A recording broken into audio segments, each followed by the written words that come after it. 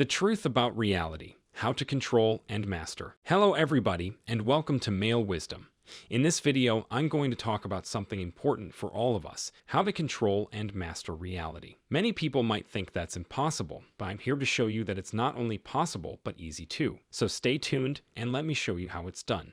Make sure to like this video and subscribe to my channel for more videos like this in the future. First, creation is complete. Everything you desire already exists. What difference does it make, you wonder? It should provide comfort to know that there is already a version of you with all you desire. All you have to do is agree with that version, which is why you must grasp how reality operates. One comprehends reality. Your reality is flowing out of you whether you like it or not. But guess what? Because it originates from you, you have complete control over it. This notion can either strengthen you or make you feel sad and burdened, yet you are your salvation and Armageddon. Returning to how reality works, creation in its totality is complete. All of this is included in the God universe or source. We see and observe, and even the unobservable source has all you could wish to see or experience. It indicates that there is a version of you in the imaginations of all her sources that has everything you could ever want, but it only exists as a possibility. Traveling to work and vacationing in a different nation are options in the divine's mind. It becomes a reality because you go to work every day and believe that's who you are. Even if an accident occurs on your way to work and you do not make it, you do not dwell on it and are confident that you will arrive at work the next day. You could say that coming to work is my reality, but going on vacation is not because I don't have the money for it, and there are other constraints. Going to work is a routine, yet your conditioned mind is forming a forecast based on incorrect facts. Second, we are here in 3 dimensions to express our portion of the creation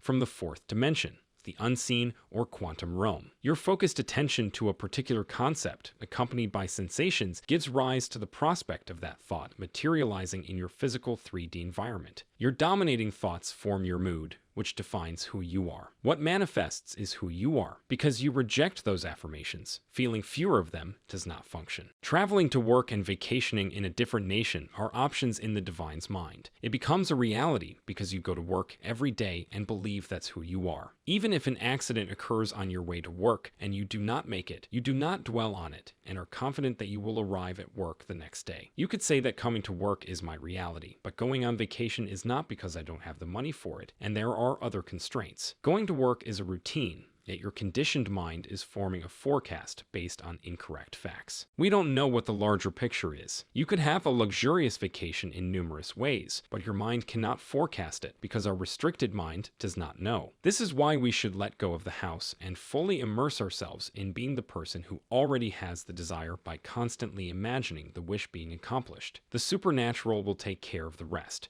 So all you have to do is believe in yourself. Your creativity and perseverance, what you think of yourself on the inside, reflect on the exterior to assumptions and persistence. It all comes down to making a decision and sticking with it. What you're going through was merely an assumption a few years ago, and you stuck with it because you felt it was real. For example, you thought I was stupid. A false remark was projected onto you by stupid people who were also unconscious, and you unknowingly believed it, and it became your reality. Some may think I am not worthy or lovable. They must work hard to achieve something valuable, and so on. Take a look at this quote by Neville Goddard. An assumption, albeit incorrect, if maintained, would solidify into fact. Note the word, though false. Yes, anything you chose for yourself based on an assumption has nothing to do with it being true at first. Still, if you believe it, it is true for you. If you think it, the subconscious believes it, and it manifests in your world as your own. You may not even remember the manifestation that you assumed was refined. We all begin unaware and gradually become more cognizant. Examine your life right now and be honest with yourself. You will find all of your assumptions externalized in your world, but the good news is that you now know, so develop better hypotheses and stay with them. Though your friend is incorrect in this instance, there is no need to compel yourself to believe your supposition is correct. Know that it is confirmed in the higher dimension right now. That is your imagination, which Neville refers to as God. Thus you exist in your vision and are unconcerned about what the 3D world displays. This presumption will become true sooner or later. It only takes your constant attention throughout the day. Choose wisely and persevere. That is all it takes to alter your world. 3. What is the reason for the delay? The delay is caused solely by our link with psychological time,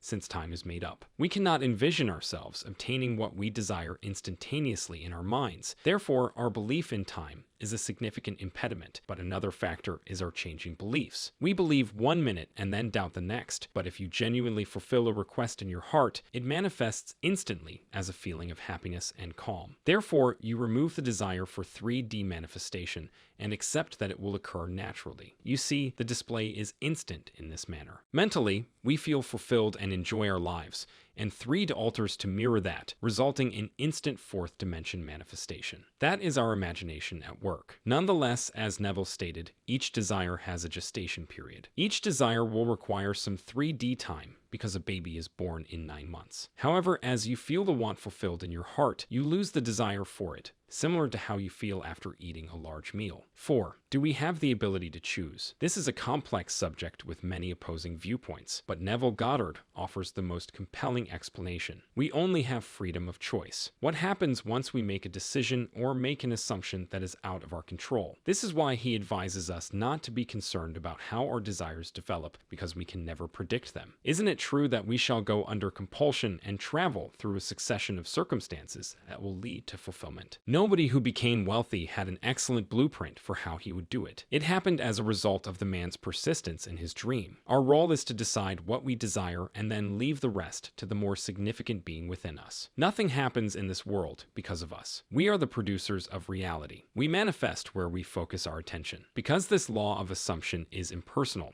it will display whatever you desire. It makes no difference whether it's good or awful. As a result, we can only choose. Once we've decided, our free will is gone. Stay tuned for the explanation at the end of this video as to why we only have freedom of choice. 5.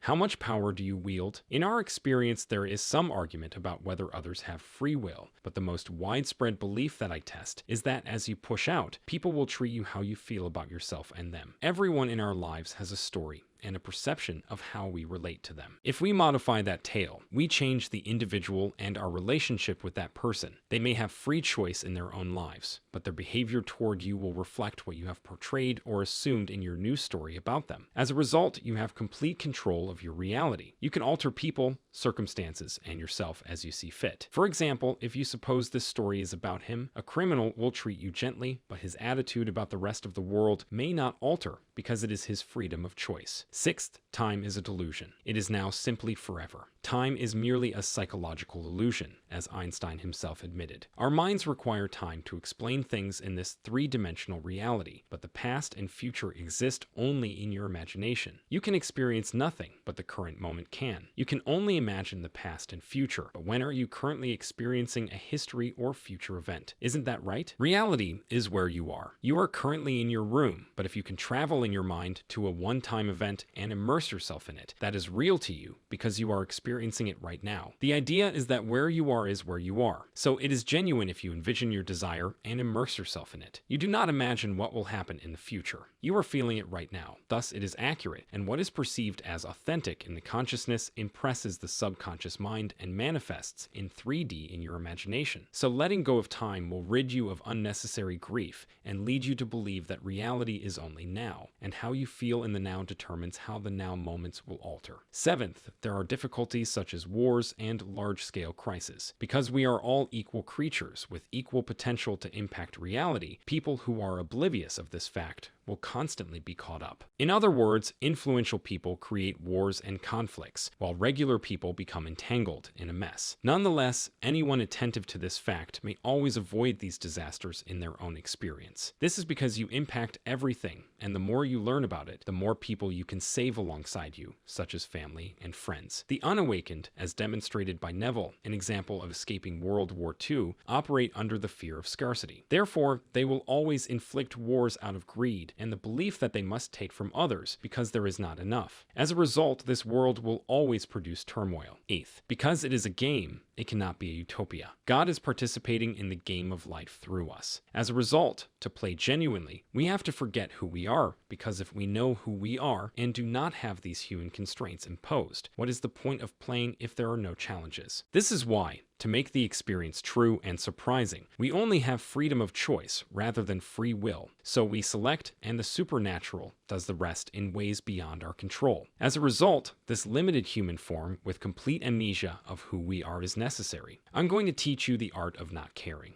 Now this may seem like an odd topic, but trust me, it's something that we can all benefit from learning. Most of us care too much about things that don't matter, and it ends up ruining our lives. We get wrapped up in drama, stress out over little things, and let others control our emotions. But it doesn't have to be this way. There is a better way to live your life, and that's by mastering non-reaction. Make sure to check this video out if you want to know more.